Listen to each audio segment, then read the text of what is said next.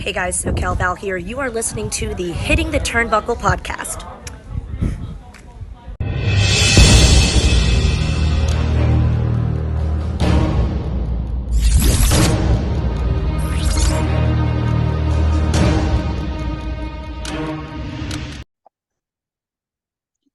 Welcome everybody back to the Hitting the Turnbuckle podcast. To quote UFC, it's fight week. It certainly is fight week with Ignite Wrestling Pro on Sunday with Curtain Call 2. And to preview Curtain Call 2, there's only one person from Ignite that we could really get on this show to do it. That is the general manager himself, CJ Carter. How are you? I'm all right. I'm good. Semi-stress free leading into this one. That's gonna have absolutely no. It's gonna absolutely the last time we spoke leading up to the last one, we just replaced Act 2. That match was sorted, and then between that recording and it going out, we had a whole issue with the ring and had to hire another ring. And so I remember saying on that call, oh yeah, I think that's the last bad thing that we'll have to work out. And then it turned out an even worse thing happened. So, but we'll see. At the moment, it's looking all right. So yeah, let's touch everything, keep everything crossed for that. Being the last show of the year, just wanted to reflect back on the year of Ignite. Obviously, we joined with Ignite July time, really, so it was halfway through. But how successful has the year been for you and Ignite? I would say, well, it started off like amazingly. So February was like an incredibly successful show. Yeah. We did like over 180 people, which was the first time, and up until that point, we'd ever done that, and kind of set an attendance record in that venue, and thought, right, that's it. We're going to kick on now. This is going to be great. We finally got that kind of like real core loyal fan base who want to keep coming back at a fairly large scale. But then for whatever reason, April just dipped off. I don't know. April was a tough one. And we had a few issues with various things. We lost a few people. The draw was nowhere near as good as February. So then I was like, oh, maybe we're taking a few steps back now. But then since obviously partnering with yourselves, like July was a huge success. July was even more successful than February. We did 200 people, which was which is now our record. So that was a massively successful show. September was pretty successful as well. Not quite as huge as July, but by normal standards, successful. Yeah. So that's 2 back-to-back successful shows. And now this one is also looking to be a very good turnout as well. Somewhere between July and so more than September, but not quite as many as July. So, but so that would mean this is our 5th show this year. We would have had 4 pretty successful shows out of 5. So, yeah, I guess it's all right. It's all right. We'll talk about February in a second because you have already announced a major name for February, but we'll get into that at the end. But how important is it that this show, being this the last show of the year, kind of ends in a way that the crowd are going to want to come back, because it is going to be next year, or only February, but it is going to be next year before you see them again. So how important is the show Sunday to finish off with, to basically end of the year with a bang? Yeah, like always, like you kind of nailed it. You want to end with something exciting. If you can, maybe a little cliffhanger going into the next year. If you can, you want to try to set something up. Obviously, we've kind of already teased. Well, we're not even teased. We've announced big name for February already. So that's kind of there in the pipeline. But yeah, you want to end strong. So people are leaving buzzing. They're excited. They're like, wow, that was amazing. What's going to happen next year? How are they going to top that next year? Like, it's mega important to end the year on a high, but also not to just close off all the stories as well. I think like, you want to like have a bookend to some of the stories, but you want to try and open up some new ones as well. Yeah, absolutely. And I think you'll do, well, I think that's nearly a given that you guys will do that.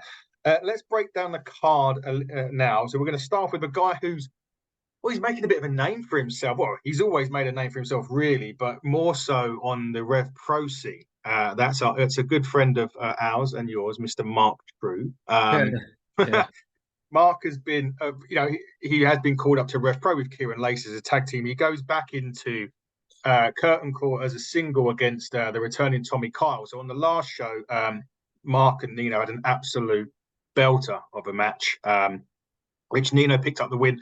Mark didn't take too kindly to that, attacked Nino after the bell, actually rules him out of Sunday due to injury.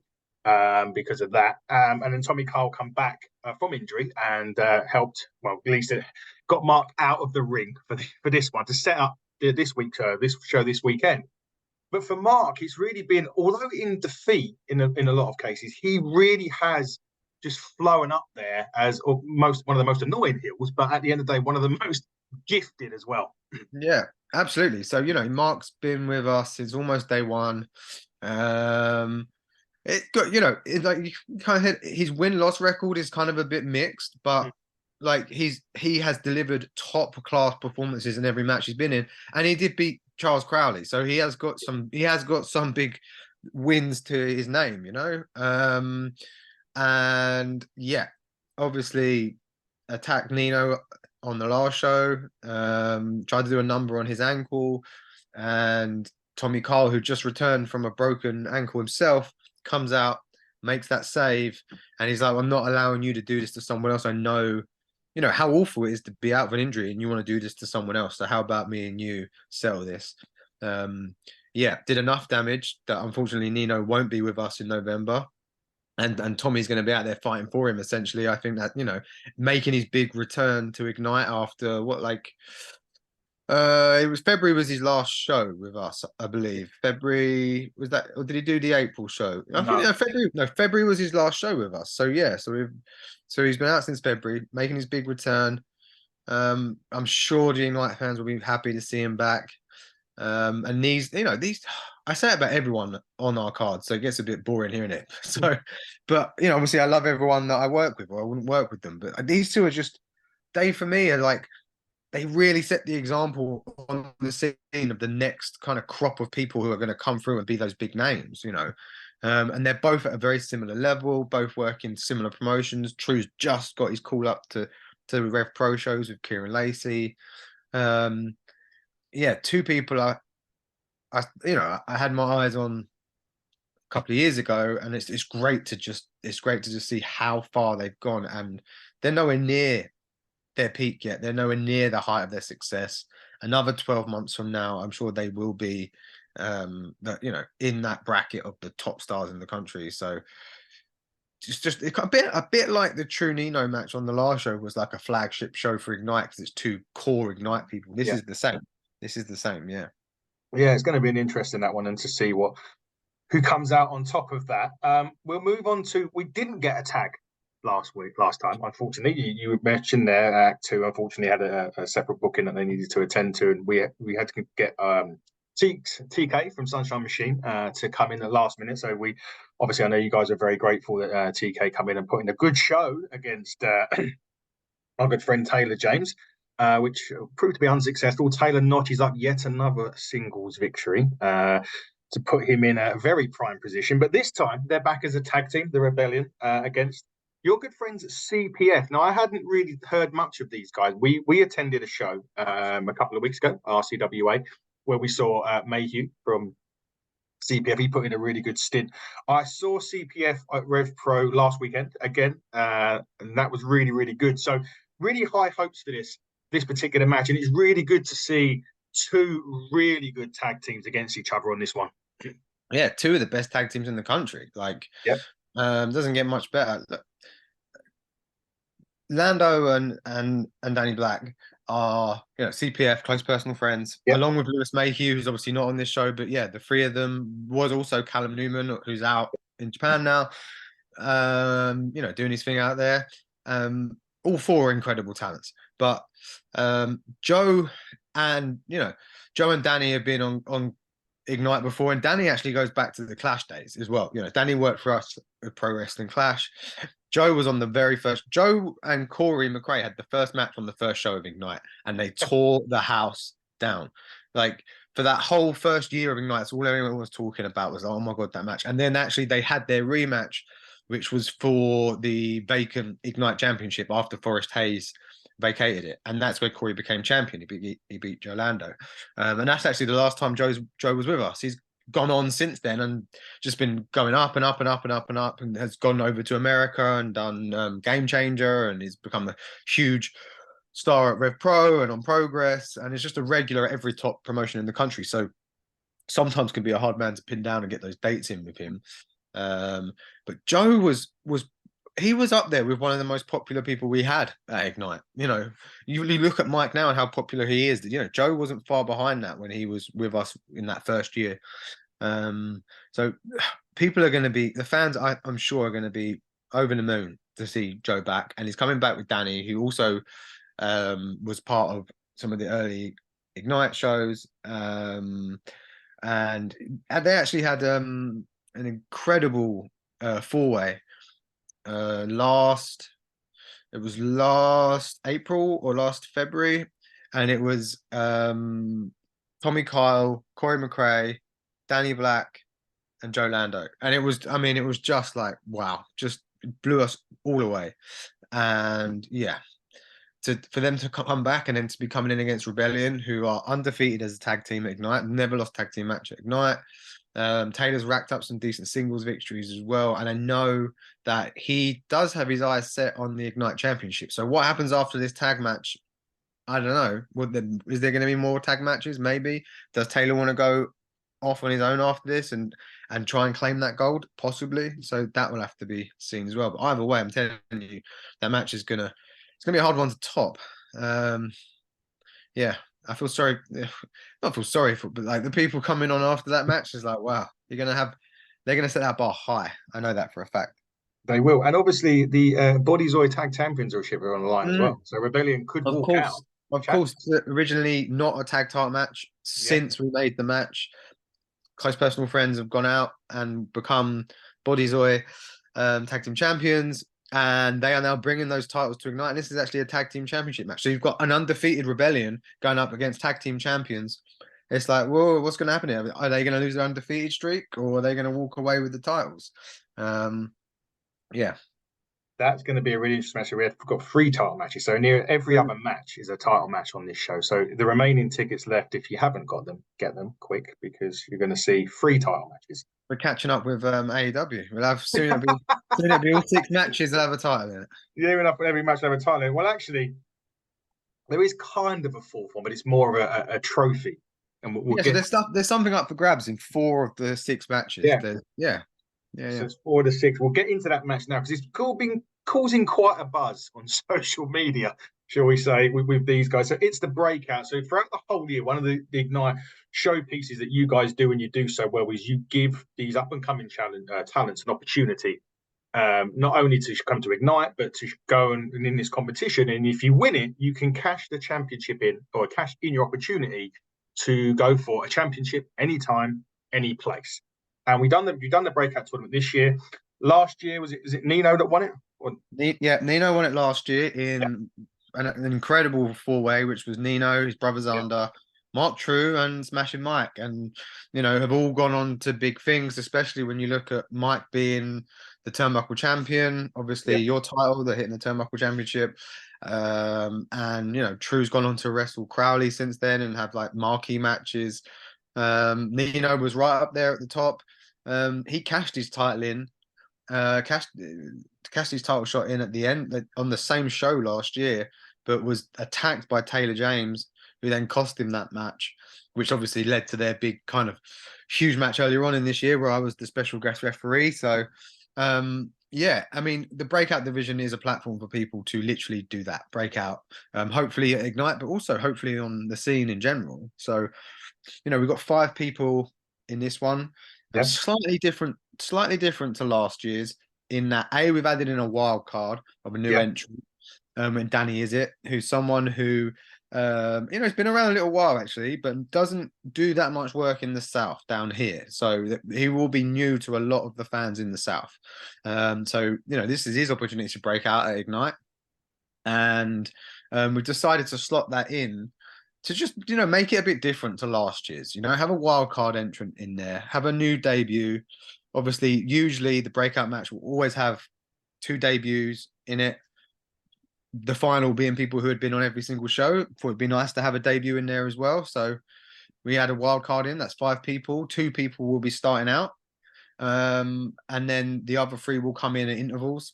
Elimination by pinfall or submission. Last man standing will be taking the trophy, as you said. So we got Adonis Payne in there, who won on the last show against Remy Adetunji. Yeah. And that was an incredible match. Remy got a please come back chant. So even in losing, they were incredible. Prior to that, Josh Spicer beat Tommy Lawrence, goes into the final. Harrison Leon beat Tony Sin, and at the very start of the year, Jackson Hart beat Ted Sabin. So yeah, and all five have an opportunity to stamp their mark at Ignite, come out with a title shot, and they can cash it in whenever they want. So it's quite a lot up for grabs. There is, and the champions, even on this show, will need to keep their heads on a swivel. Yeah, no doubt. Both matches. You never know what might happen. For sure. Let's get on to the Turnbuckle Championship. Smashing Mike won a tremendous freeway against Jewel Arden and Lance Rivera on the last show to become our champion. And as we've already said before, we always make sure that this championship is a workhorse championship, and we go out, we watch tapes, we watch tapes, we go on YouTube, and we go to shows and we see people that come up. And you said one name to me, and as soon as you said that name, I think I pretty much responded to you within about 6 seconds. When you said Chris Ridgeway, I just said yes. I mean, there wasn't even an anticipation. Chris Ridgeway, one of the best gifted wrestlers. Not only in the UK, he's been to Japan, he's done it all. For Mike now, even though this is his first defense, this is really a big step up for Mike, and it's going to be a massive opportunity for him to pit his skills against someone like the technical brilliance of Chris Ridgeway. Yeah, I mean, you kind of nailed it there. Perfectly put. As you said, the title is, it's kind of, it's a joint thing between ourselves and hitting the turnbuckle, and we like to get input from yourselves as to who you think would be best in these matches. And it's, like you said, a workhorse championship. And yeah, once Chris Ridgeway's name was thrown out there, obviously you were very, very keen to bring him in. And why wouldn't you be? Why wouldn't, it's an honor to have him on the show. It's an honor to have him as part of Ignite, to have his name as part of the show and Ignite. I'm sure it's an honor for you guys to have him as with your championship on the line. Like you said, for a number of years now, he's kind of been the measuring stick in this country for the best there is. He's traveled the world. He's gone to Noah in Japan and won championships. Now he's back over here for the time being. So I'm sure he's even somehow even up to a level since leaving Japan, and he was already at the very, very top echelon then. So it's just an honor to have him in this match, to be honest. And yeah, this will be, I think I can say this without a shadow of a doubt, the highest caliber opponent that Smashing Mike has ever been in the ring with, and that's probably across any promotion he's ever wrestled for. I can't see how he would have been in the ring with anyone better than Chris. And talk about start your reign off with I mean, how do you top that? Do you know, like that? It's like you're not building up here. It's like, right, first defense, in you go. Try and get through this. On many levels. Try and keep your title, but also try and hang with the best. Test your skills. I think we'll all find out kind of what level Mike is at after this match. And it's gonna be a great match for the fans who love Mike. Like, they just adore Mike. The roof blew off 96 Shenley Road when he won that championship on the last show in the main event. And it was a great moment, and he had his family there, and it was wonderful. And it was really heartwarming to see. But the fans have just really taken to him. And as much as we love Chris Ridgeway and we know how talented and amazing he is, a lot of our fans will not be that familiar with him because they're not sort of like fans who are going to go out and travel the country and watch Progress and Rev Pro, and they're not going to be watching stuff online from Noah in Japan. And so a large majority will be like, "Whoa, it's Chris Ridgeway," but some will be like, oh, "Okay, who's this?" And so there will be, Mike is got that. He's going to have that groundswell from the fans. That's why they're going to be behind him in this match. I am certain of it. And big test, huge test for Mike, and we'll see how he gets on in that. Speaking of huge tests, brings me lovely position to the women. And what a match Aluna Aluna Blue gets herself into on this one.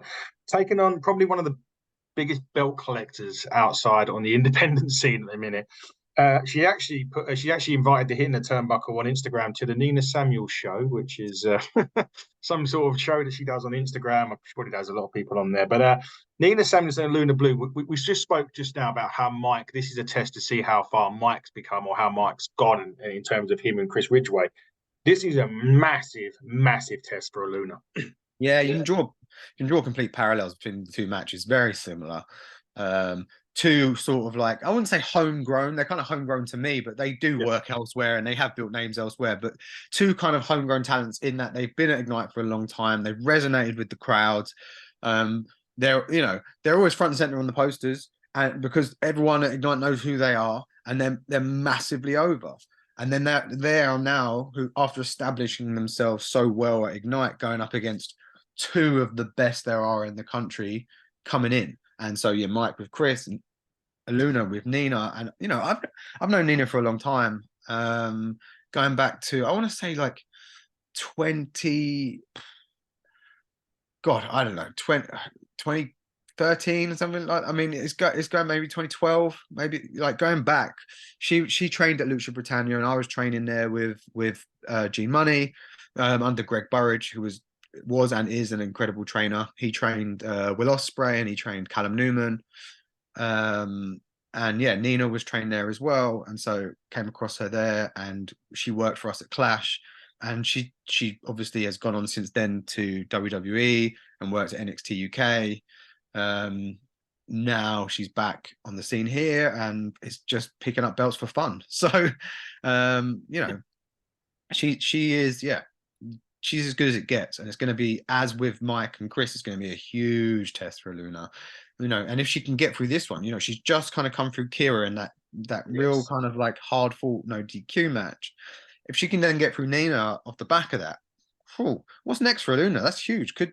She could maybe be in line for a title shot herself. Like, I don't see why she wouldn't be asking for it or feel like she deserves one after, two huge victories like that. Yeah, I think so. I think we'll have to see how Luna gets on Sunday, and you're right. Put her right up there, and she'll be probably knocking on your door. If not, she'll be knocking on ours. Yeah, or both, or both. Yeah, and we'd have to accept that. Main event is got personal quickly. It really did get personal. So last time at Gold Rush, Corey McRae once again used, shall we say, non-ethical means to dethrone Gene Money at that point to win the match and to retain his title. Gene then decided to up the ante to a massive stakes now. So not only is Corey's title on the line, Gene's title is on the line, and if Gene loses the match, he can never compete at Ignite again. And that even took you by surprise. Yeah, I mean, look, I didn't know he was going to. He also put his Gene Money Championship on the line. Yeah. I didn't know either of those two things were coming. So he's like, he was out there. I know how much winning a championship in that venue means to him. I know how much wrestling there means to him. We ran Clash together for 2 years. He has a great affinity with the fans there and the location and the building and everything. It means a lot to him. So when he didn't quite grasp the championship last show, he wanted another bite of the cherry, and so he threw some bait Corey's way. He's like, look, let's do this again. Let's do this one more time, one more chance. And I tell you what, you can have my title if I can't take yours. And just to add another whole layer of it, if I cannot take the Ignite Championship next time, then I won't ever come back to this venue where I ran a promotion for 2 years and where I love wrestling. So there's a lot at stake here. Corey's been champion for 14 months at this stage. Actually, that is over half of the length of time that we have existed as a promotion. So it's like, so it's like, we're this as of October, we like, that was our 2-year kind of mark. So you could call this a 2-year anniversary show in a way. Our first show was actually in October, not November, but so we're at that 2-year mark, and Corey's been champion for over a year of that. So it's when you look at it in those terms, it's just incredible. Like, he's such a huge part of Ignite, and he just doesn't want to let go of that title, and no one seems to be able to make him. So it's like, I don't know what's going to give. I really don't know. And I thought they had an incredible match on the last show. Maybe Gene at the very start of the match didn't take it as serious as perhaps he should, and maybe that played into it a little bit with some of his hijinks at the start of the match. Maybe he'll come into this one a more serious person, and there'll be no hijinks at all and no silliness, and it will, and it will just go all out, go for it. He wants that championship. He wants to end the year as champion. I mean, I'm sure the fans would love to see G Money with the championship. So, yeah, it will be a great match. Whatever happens, it'll be a great match. Great match with high stakes. And that also brings us to February. Now, you already mentioned, we kind of mentioned it as a name that's already been booked on the show, and we need to have a conversation about that name after the show at the weekend. Man like Dries. Man like Dries. Yeah, he is the lyrical dragon, Mr. 0121 himself. Look, Dries is, oh God, he's just incredible. I mean, I've wanted to try and bring him into Ignite for a long time. It's been difficult for various reasons. He's obviously incredibly popular on the scene and works at some very well-renowned promotions. He himself has just been going out to Game Changer Wrestling in America and getting himself noticed out there as well. So to finally have him come into Ignite next year is a huge thing for us. I'm sure he's someone you would love to have potentially in your Hitting the Turnbuckle Championship match. So maybe we can have that discussion. We will. And yeah, great get for Ignite. And also on that, it's huge, but also on that show we've got Joe Lando back again next year, which is just any show we can get Joe on is great for us. I can't say enough good things about Joe.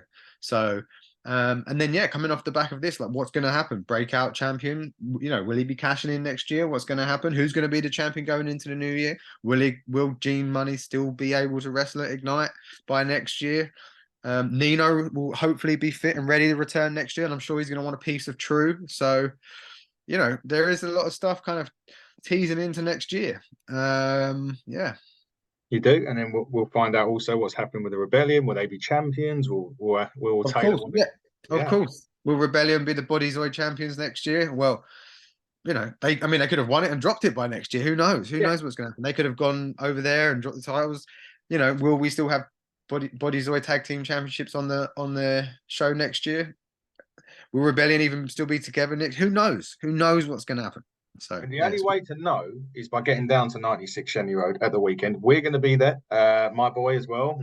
He's making his first visit to Ignite this weekend. We're going to, the whole Turnbuckle team will be there. Obviously, CJ will be there. He's got to oversee everything. Most of you guys will be there. I think there's about 20 or so tickets left now as we talk on Tuesday. We're down to, I think, 14 tickets. We're on something like that. Yeah. Brilliant. 13 or 14 tickets, as I looked this morning, because I obsessively check.